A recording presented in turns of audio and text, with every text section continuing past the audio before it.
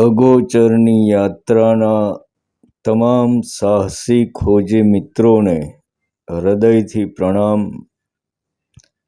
મિત્રો, અગોચરની ખોજ એકદમ શાંત, નીરવ શાંત, ઘનઘોર અંધકાર અને બિહામણું છતાં એક સોહામણું જંગલ છે.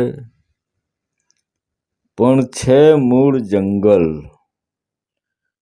જરા પણ તમારા પગની આહટ થઈ, સમજો કે જરા પણ ઊંચો અવાજ કર્યો કે કોઈને કોઈ હિંસક પ્રાણી તમારો શિકાર કરી જશે. એટલે આપણા વિડીયો એકદમ શાંત હશે.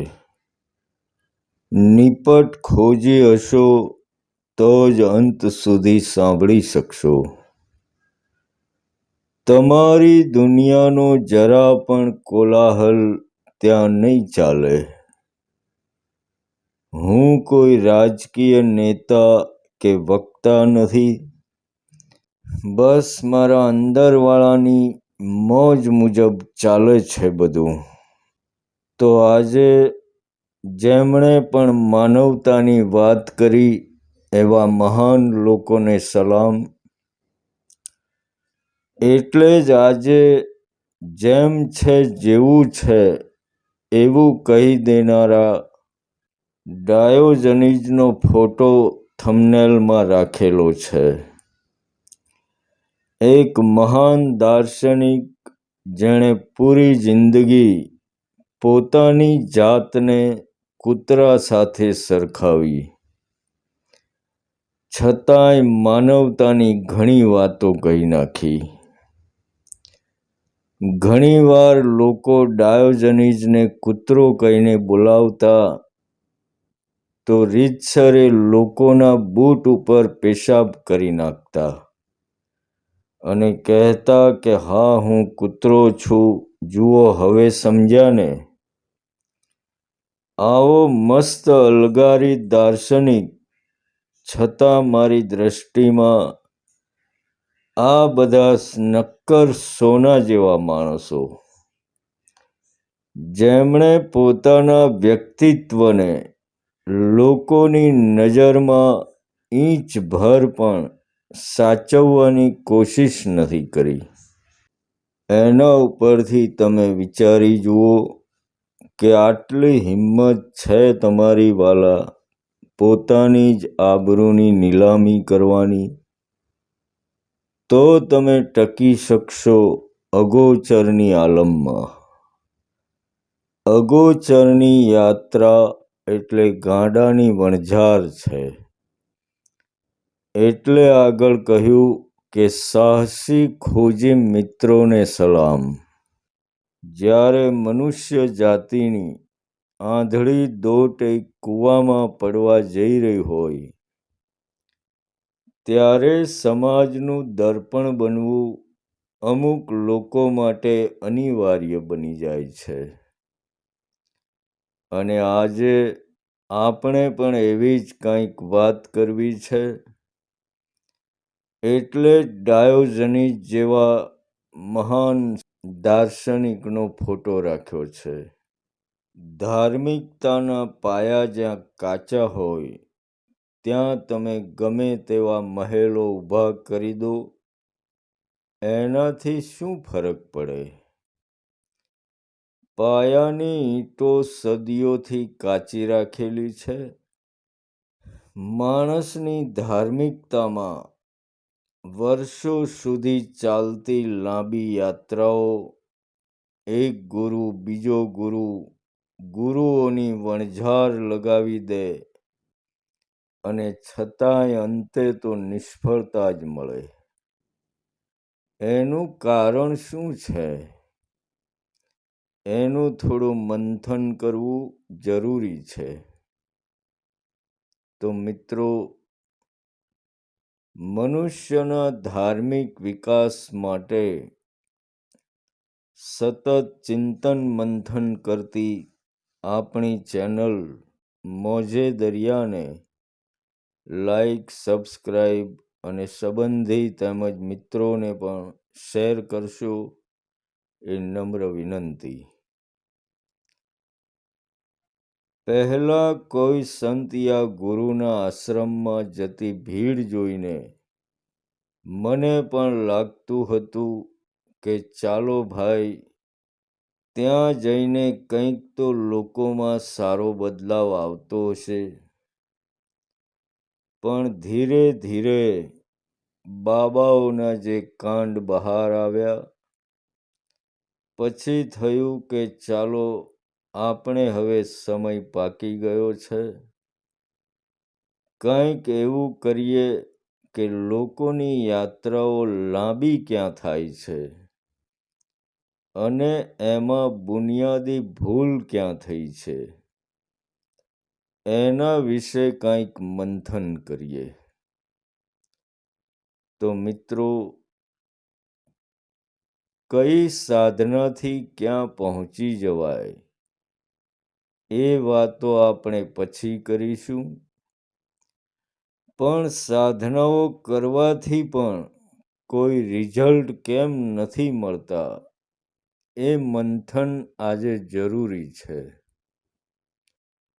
અગાઉના વિડીયોમાં આપણે થોડી વાત કરેલી, એને થોડી વિસ્તારથી સમજીએ.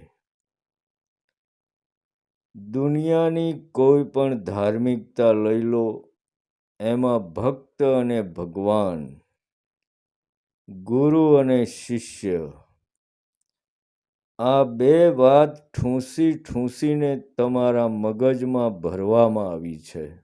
અને આખરે જ્યારે ધાર્મિકતાની ટોચની વાત આવે છે, ત્યારે પાછા બૂમો પાડીને કહે છે કે ત્યાં દ્વૈત નહીં ચાલે. જ્યાં સુધી બે છે ત્યાં સુધી કાંઈ નથી. તો આ કોઈના મગજમાં હજી સુધી કેમ નથી આવ્યું કે તમારી ભક્તિની શરૂઆતમાં જ કેમ ભાઈ તમને બે બતાવવામાં આવ્યા? ભગવાનને અલગ શું કામ બતાવ્યો? અને બીજી વાત કે તમે જુઓ, મુહમ્મદ, જીસસ ક્રાઇસ્ટ, બુદ્ધ કે પછી કૃષ્ણ હોય, તમામ મનુષ્ય દેહધારી હતા. તો મતલબ શું થયો? કે મનુષ્ય એ જ પરમાત્માનું સ્વરૂપ છે. પણ આપણે પથ્થરોમાં એને શોધવા નીકળી પડ્યા. પરમાત્મા પોતે જ પરમાત્માની ખોજમાં નીકળી પડ્યો. અને મિત્રો, તમે જુઓ કે એના લીધે તમારી યાત્રાઓ લાંબી બનતી ગઈ. તમારું જે પણ નામ હોય એ નામની તમે 1000 બૂમો પાડો, પણ તમારા સિવાય કોણ જવાબ આપશે? એનો અર્થ જ એ થાય કે પાયાની ઈંટ જ કાચી રાખી છે, પછી ભટકવા સિવાય તમારી પાસે ક્યાં કોઈ રસ્તો રહે છે? ખોજની શરૂઆતમાં જ તમને અવળે માર્ગે આંગળી ચીંધી દેવામાં આવી છે. પછી કેટલો લાંબો ભટકાવ થાય એની કલ્પના તો કરી જુઓ. અને કલ્પના કરવાની પણ ક્યાં આવે છે? તમે જુઓ જ છો કે જગત આખું એક આંધળી દોટ મૂકી રહ્યું છે ભગવાનને શોધવા. અને મોત આવી જાય છે પણ પેલો આવતો નથી. અને આવે પણ ક્યાંથી? હોય તો આવે ને. કબીર સાહેબની એક પંક્તિ છે કે મન મસ્ત હુઆ ફિર ક્યોં બોલે, મન મસ્ત હુઆ ફિર ક્યોં બોલે, હીરા પાયો ગાંઠ ગઠિયાયો, બાર બાર વાંકો ક્यों ખોલે? હલકી થી તબ ચડી તરાજુ, પૂર ભયા તબ ક્यों તોલે? सूरत कलारी भई मतवाली, मदवा पी गई बिन तोले। हंसा पायो मान सरोवर, फिर ताल तलैया क्यों डोले? तेरा साहेब है घट माही, बाहर नैना क्यों खोले? कहत कबीर सुनो भाई साधु, मन मस्त हुआ फिर क्यों बोले? तेरा साहिब है घट माही, बाहर नैना क्यों खोले? પરમાત્માની ખોજ ના હોય વાલા, એને માણવાનો અવસર છે અને તમે છો કે એની ખોજમાં નીકળ્યા છો. મનુષ્ય જેવો દેહ મળ્યો છે એ જ એનું મોટું મંદિર છે અને એમાં એ જીવતો જાગતો બિરાજમાન છે. પણ આપણે લોકોની વાતોમાં આવી જઈને એની ખોજમાં નીકળી પડ્યા. જીવનની એક એક સેકન્ડ કુતૂહલથી જોઈ રહેવામાં મજા છે કે હવે શું કરાવશે મારા દેહ થકી, હવે ક્યાં લઈ જશે મને. એનો મતલબ જરાય એવો ના સમજવો કે સાધના ના કરવી, પણ એક એક સેકન્ડ સાધના હોવી જોઈએ.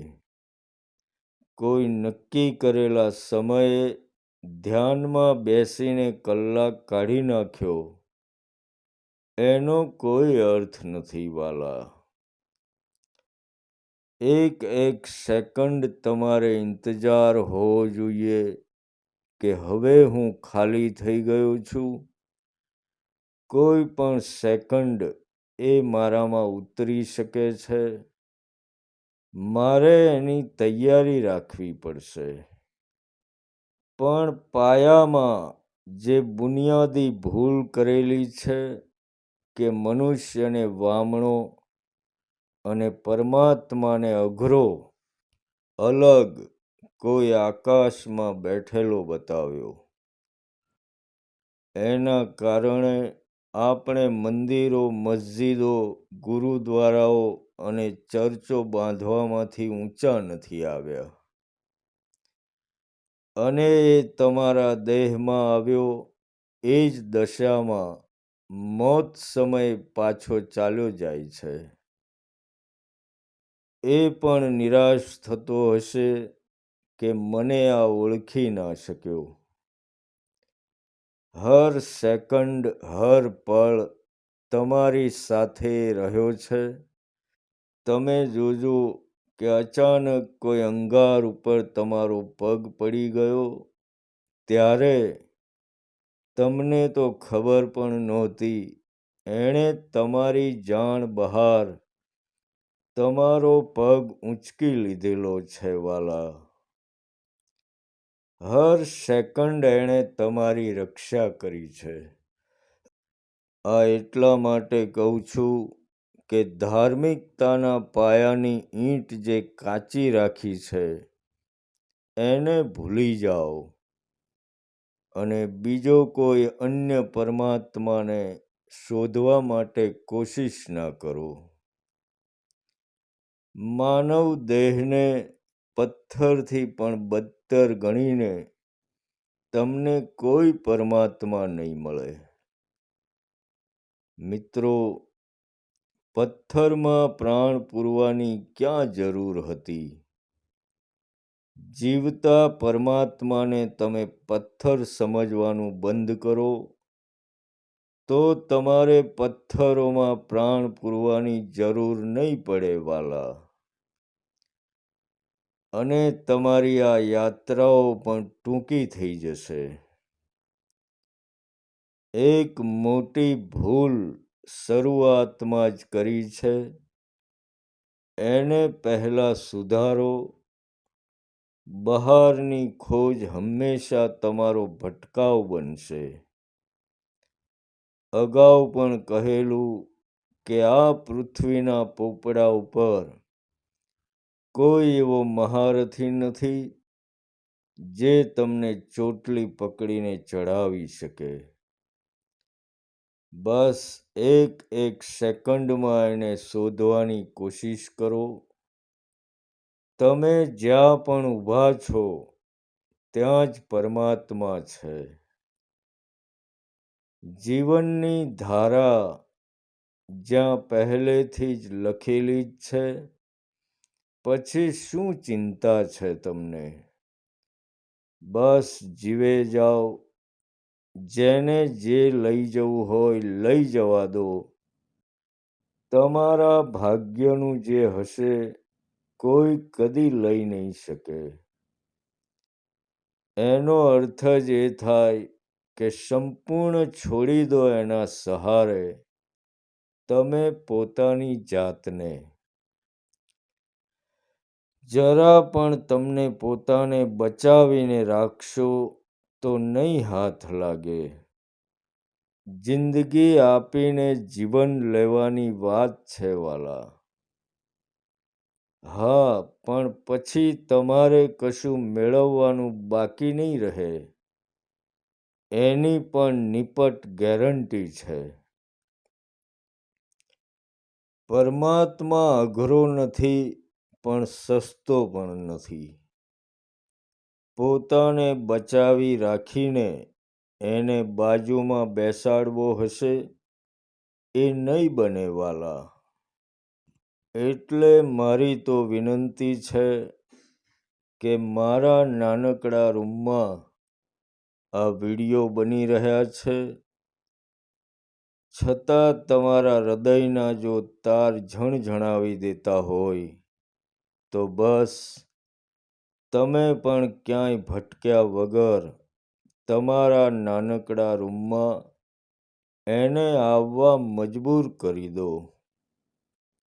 એટલે મિત્રો, આપણા વિડીયોમાં કોઈ કપોળકલ્પિત વાતો નહીં મળે તમને, પણ સીધો પરમાત્મા મળશે, જે જન્મોથી તમારી સાથે છે, છતાં તમને ધાર્મિકતાની શરૂઆતમાં જ જે ઈંટ કાચી રાખી છે, એને ભૂલીને તમે કોઈના પણ પગ ધોઈને પી ગયા વગર બસ એટલું યાદ રાખો કે તેરા સાહિબ હૈ ઘટ માહી, ફિર બાહર નૈના ક્यों ખોલે. તેરા સાહિબ હૈ ઘટ માહી, ફિર બાહર નૈના ક્यों ખોલે. અંતમાં કોઈ પણ આધ્યાત્મિક પ્રશ્ન હોય કોઈ પણ સમયે ફોન કરી પૂછી શકો છો. એ નંબરમાં વોટ્સઅપ નથી એટલે મેસેજ કરવો નહીં, સીધો ફોન કરી દેવા વિનંતી. તમારી હર સેકન્ડમાં જે રમી રહ્યો છે એવા તમારી અંદર રહેલા અલખને મારા પ્રણામ. તો મળીશું મિત્રો આવતા એપિસોડમાં.